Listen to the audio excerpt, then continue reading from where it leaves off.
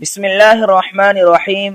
صرف 5 منٹ کا مدرسہ قرآن و حدیث کی روشنی میں 243واں دن 3 رمضان المبارک۔ نمبر 1، اسلامی تاریخ۔ حضرت نوح علیہ السلام۔ اللہ تعالیٰ نے حضرت نوح علیہ السلام کو رسول بنا کر ان کی بت پرست قوم کی ہدایت کے لیے بھیجا۔ 950 سال تک ایمان کی دعوت دیتے رہے۔ چند لوگوں کے علاوہ کسی نے ایمان قبول نہیں کیا۔ وہ ان کو ہر طرح سمجھاتے رہے، مگر پوری قوم ان کو ستانے اور مذاق اڑانے میں حد سے آگے بڑھ گئی، یہاں تک کہ ان کا ایک بیٹا قوم کے ساتھ کفر و شرک پر قائم رہا۔ جب اللہ تعالیٰ نے ان کے ایمان نہ لانے کی خبر دے دی تو نوح علیہ السلام نے دعا فرمائی کہ اے اللہ، ان میں سے کسی کافر کو زمین پر زندہ نہ چھوڑیے، ان کے باقی رہنے سے شرک و کفر اور گمراہی بڑھتی چلی جائے گی۔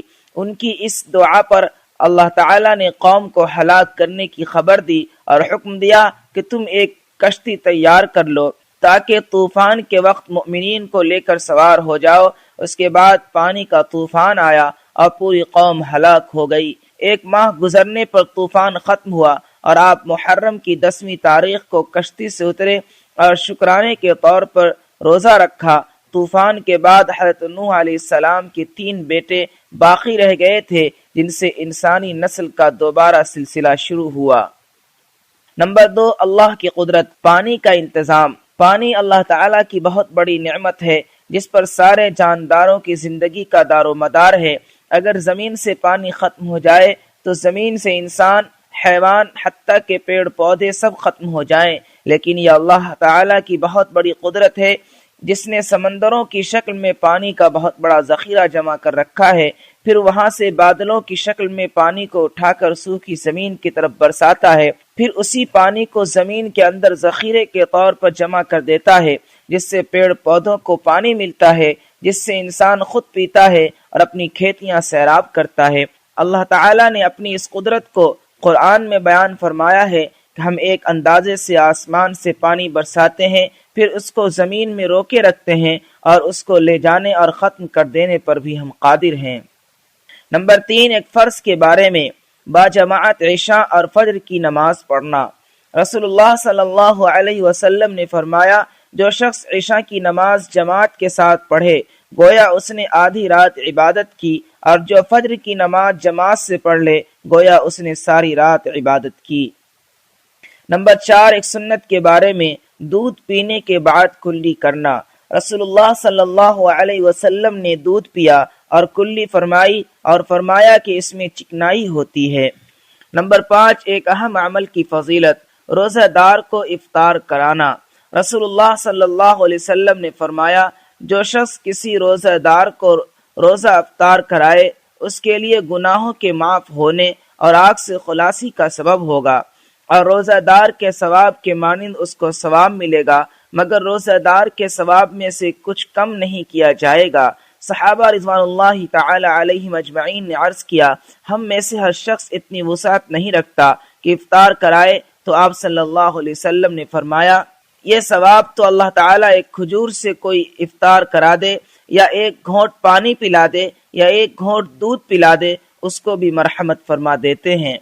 نمبر 6، ایک گناہ کے بارے میں۔ زکوٰۃ ادا نہ کرنا۔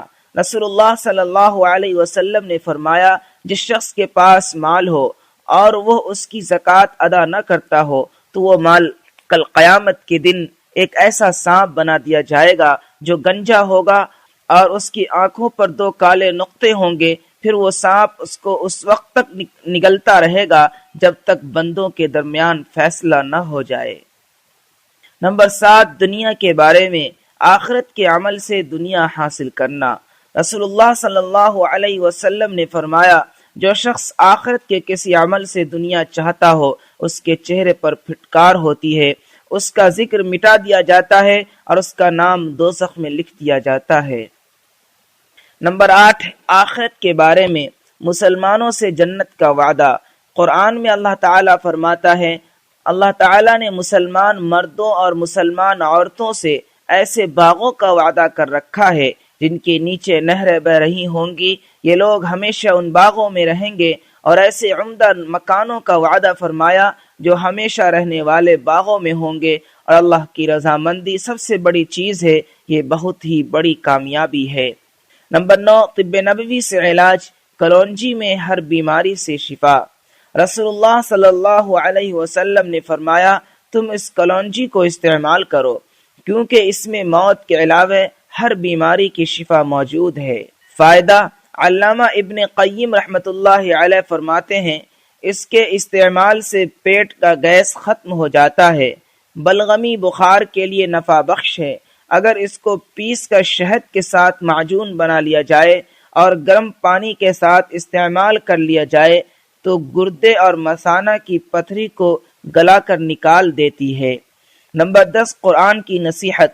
قرآن میں اللہ تعالیٰ فرماتا ہے، اے لوگو، زمین کی حلال اور پاکیزہ چیزیں کھاؤ اور شیطان کے نقش قدم پر مت چلو، وہ تمہارا کھلا ہوا دشمن ہے، وہ تم کو برائی اور بے حیائی کی باتوں کا حکم دیتا ہے اور اس بات کا حکم دیتا ہے کہ تم اللہ کے متعلق ایسی بات کہو جس کا تمہیں علم نہیں۔